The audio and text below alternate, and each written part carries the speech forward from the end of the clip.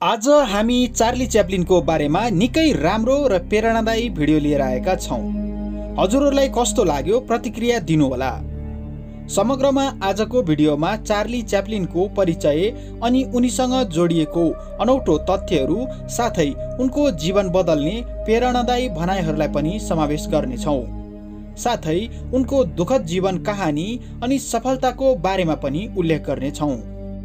Charlie Chaplin एक बेलायती अभिनेता, चलचित्र निर्माता, हास्य अभिनेता, निर्माता, पटकथा लेखक, सम्पादक र रचनाकार जस्ता बहुमुखी प्रतिभाशाली खुबी भएका विश्वचर्चित व्यक्तित्व हुन्। उनको जन्म सन् 1889 को अप्रिल 16 मा बेलायतको राजधानी लन्डन शहरमा भएको थियो। भनिन्छ हाँस्न जति सजिलो छ हँसाउन उति नै गाह्रो। बिना आवाज अरूलाई हँसाउने चार्ली जति प्रख्यात उति नै दुःख थियो उनको जीवन कहानी। चार्ली च्याप्लिन एक प्रख्यात कलाकार हुनु पूर्व जुत्ता पालिस गर्ने काम गर्दथे। उनको अथक परिश्रम जसले गर्दा उनी हास्य विधाका एक प्रख्यात कलाकारको रूपमा सधैँ अमर रहनेछन्। गरिब पारिवारिक पृष्ठभूमिमा जन्मेर स्कुल समेत राम्रोसँग जान नपाएपछि माग्दै हिँड्ने चार्ली च्याप्लिन कसरी महान कलाकार बने त? आज हामी यस विषयमा विस्तृत रूपमा चर्चा गर्नेछौँ। हजुरहरूको साथ र सहयोगले गर्दा हामी छिट्टै 1 लाख सब्स्क्राइबर पुग्नेवाला छौँ। हजुरहरूले सब्स्क्राइब गर्नुभएको छैन भने कृपया सब्स्क्राइब गरिदिनुहोला। चार्ली च्याप्लिनले आफ्नो जीवनमा निकै ठुलो सफलता हात पारे, तर उनको जीवनका सुरुवाती दिनहरू निकै कष्टप्रद थिए। उनकी आमा एउटा म्युजिक हलमा गीत गाउने जुनियर आर्टिस्ट थिइन्, तर आमाको मानसिक स्थिति ठीक नभएका कारण सानैदेखि उनी अनाथालयको पाहुना बन्न बाध्य भएका थिए।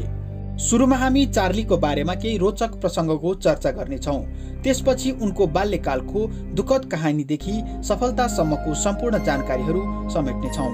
सुन्दाखेरि अचम्म लाग्न सक्छ, उनी आफ्नै प्रतियोगितामा हारेका थिए। एकपटक चार्ली च्याप्लिन जस्तै भेष बनाएर नक्कल गर्ने प्रतियोगिता भएको थियो। सो प्रतियोगितामा चार्ली आफै पनि लुकेर सहभागी बनेका थिए, तर उनीभन्दा राम्रो नक्कल गरेको कारण उनी नभई अरू नै विजयी भएका थिए र उनी प्रतियोगितामा तेस्रो भएका थिए। जन्मदिनको रहस्य। चार्ली च्याप्लिनले आफ्नो जीवनभरिको करियरमा हिटलरकै भूमिकाले सबैभन्दा धेरै चर्चा बटुलेका थिए, तर एउटा आश्चर्यको कुरा यो हो कि उनको र हिटलरको जन्म समेत एउटै वर्ष र महिनामा भएको थियो। सन् 1889 अप्रिल 16 मा जन्मिएका उनी एडोल्फ हिटलर भन्दा जम्मा 4 दिनले मात्र जेठा थिए। सुन्दाखेरि अचम्म लाग्न सक्छ, तर चार्ली च्याप्लिनको लास समेत चोरी भएको थियो। सन् 1977 मा 88 वर्षको उमेरमा चार्ली च्याप्लिनको मृत्यु भएको थियो, तर मृत्यु भइसकेपछि पनि उनको शरीरले शान्ति पाएन। केही लुटेराहरूले उनको परिवारबाट पैसा हडप्नको लागि अन्तिम संस्कार गर्न नपाई उनको शव चोरेका थिए। मृत्युको 11 हप्तापछि मात्रै उनको शव भेटिएको थियो। त्यसपछि सुरक्षाको निम्ति चार्लीको शव 6 फिट तल गाडिएको थियो। अमेरिकाबाट देश निकाला। 40 वर्षसम्म अमेरिकामा बसे पनि उनी अमेरिकी नागरिक कहिले भएनन्। सन् 1953 मा उनलाई कम्युनिस्ट भएको ठानेर FBI ले उनलाई निगरानीमा राखेको थियो। अमेरिकी नागरिक हुन नमानेपछि चार्लीलाई अमेरिकाबाट देश निकाला गरिएको थियो। त्यसपछि उनी एउटा अवार्ड लिनको लागि मात्रै अमेरिका गएका थिए। चार्ली च्याप्लिनको जीवन चरित्र अर्थात् बायोग्राफीमा उनकै छोरीले उनको आमाको भूमिका खेलेकी थिइन्। जेराल्डिन च्याप्लिन एक सफल अभिनेत्री तथा चार्ली च्याप्लिनकी छोरी थिइन्। उनले च्याप्लिन नाम जीवन चलचित्रमा चार्लीको आमाको भूमिका खेलेकी थिइन्। सन् 1992 को हलिउड चलचित्रमा उनले चार्लीको आमाको भूमिका खेलेकी थिइन्। टाइम पत्रिकाको आवरणमा देखा पर्ने पहिलो कलाकार पनि चार्ली च्याप्लिन हुन्। चार्ली च्याप्लिन सन् 1925 मा टाइम पत्रिकाको जुलाईको अङ्कमा उनको तस्बिर बाहिरी आवरणमा राखिएको थियो। त्यतिखेर टाइम पत्रिकाको आवरणमा आफ्नो फोटो हुनु भनेको निकै सौभाग्यको कुरा हुन्थ्यो। दुःखद बाल्यकाल। चार्ली च्याप्लिन 7 वर्षको उमेरदेखि श्रमिक बन्नु परेको थियो। उनकी आमा रोगी थिइन्। चार्ली बालक हुँदा उनकी आमाले दिमागी सन्तुलन गुमाउन पुगेकी थिइन् र उनलाई बुबाले मानसिक अस्पतालमा राखिएको थियो। यसपछि उनका भाइ सिडनी र उनी आफ्नो बुबासँग बस्ने गर्दथे। तर उनको बुबा अत्याधिक मदिरा पिउँथे, जसको कारण 38 वर्षको उमेरमा मृत्यु भएको थियो। जडेहा बाबुसँग बस्दा उनले अनेकौं शोषण सहनु परेको थियो। पछि उनी त्यहाँबाट निक्लन सफल भए र बाँकी जीवन अनाथ आश्रममा बिताए। चार्ली च्याप्लिनको आँखा नीलो थियो। Charlie Chaplin black and white चलचित्रमा मात्रै देखिने हुनाले अधिकांशले उनको आँखा खैरो छ भन्ठान्थे, तर वास्तवमा उनको आँखा नीलो थियो। कम उमेरकासँग 4 पटक विवाह। चार्ली च्याप्लिनले 4 पटकसम्म विवाह गरेका थिए। पहिलो विवाह गर्दा उनी 29 वर्षका थिए भने उनकी श्रीमती जम्मा 17 वर्षकी मात्र थिइन्।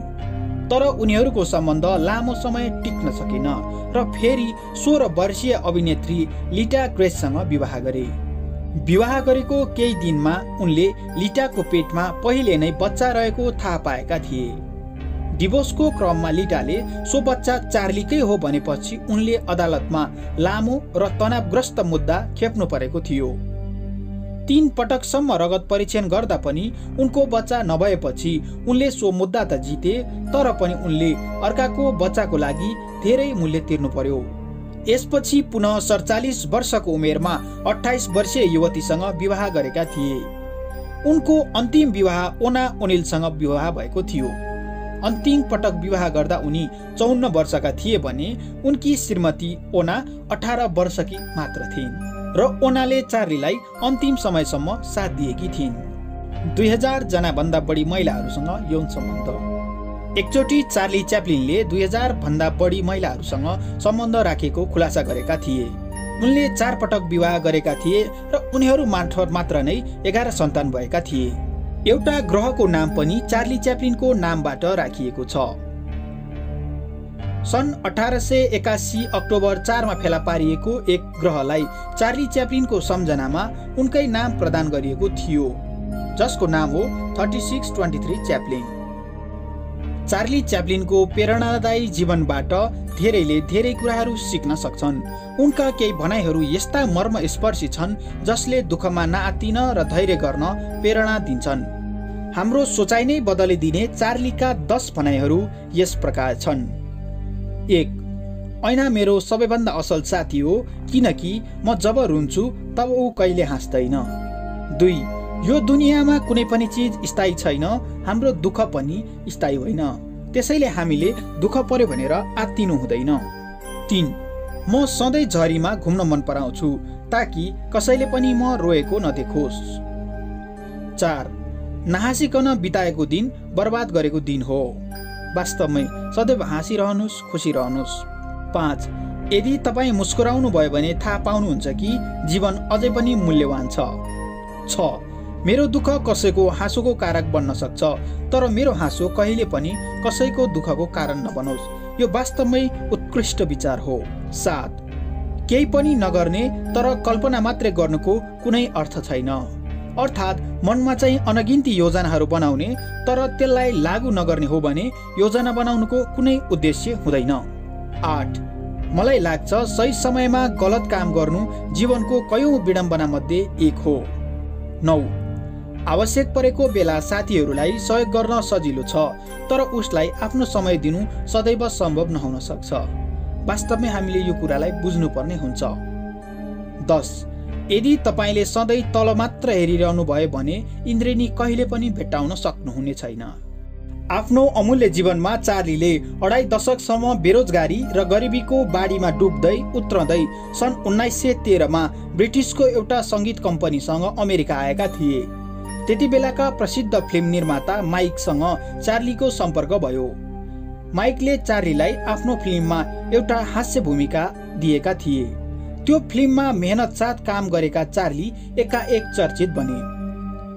त्यस बखत अमेरिकामा मुक्त चलचित्र बन्थे, अर्थात् आवाज हुँदैन थियो। चार्लीले एकै वर्षमा 8 वटा फिल्ममा काम गर्ने अवसर पाए। त्यसपछि 7 वर्षभित्र उनले लगातार 69 वटा फिल्ममा हास्य अभिनेताको भूमिका निर्वाह गरे। सन् 1920 पछि त आफै निर्माता बनेर सिनेमा बनाउन समेत थाले। अन्ततः उनी संसारकै महान साइलेन्ट अभिनेता बन्न सफल भए। उनको हास्य अभिनय कलाको स्थान कसैले पनि लिन सकेको छैन। उनी अहिलेसम्मकै अद्भुत अभिनेता हुन् जो वर्षौं पछिसम्म पनि हामी सबैको मनमा रहनेछन्। त्यसैले असफलता या अस्वीकार हर कोहीको जिन्दगीमा आउँछ नै। हर कोहीका लागि महान सपनालाई सबैले अपत्यारिलो मान्छन्। बस फरक यति हो कि कोही यसको सामना गर्दै आफू अगाडि बढ्छन्, कोही भने थकाइ मार्छन् र यात्रालाई बिचमै टुङ्ग्याउँछन्। त्यसैले साहस गर्नुस्, तपाईभित्रको क्षमतालाई चिन्नुस् र आफ्नो सपनालाई मर्न नदिनुस्। एक दिन तपाईको सफलता देखेर तपाई आफै छक्क पर्नुहुन्छ। आजको भिडियो यहाँहरूलाई कस्तो लाग्यो? आगामी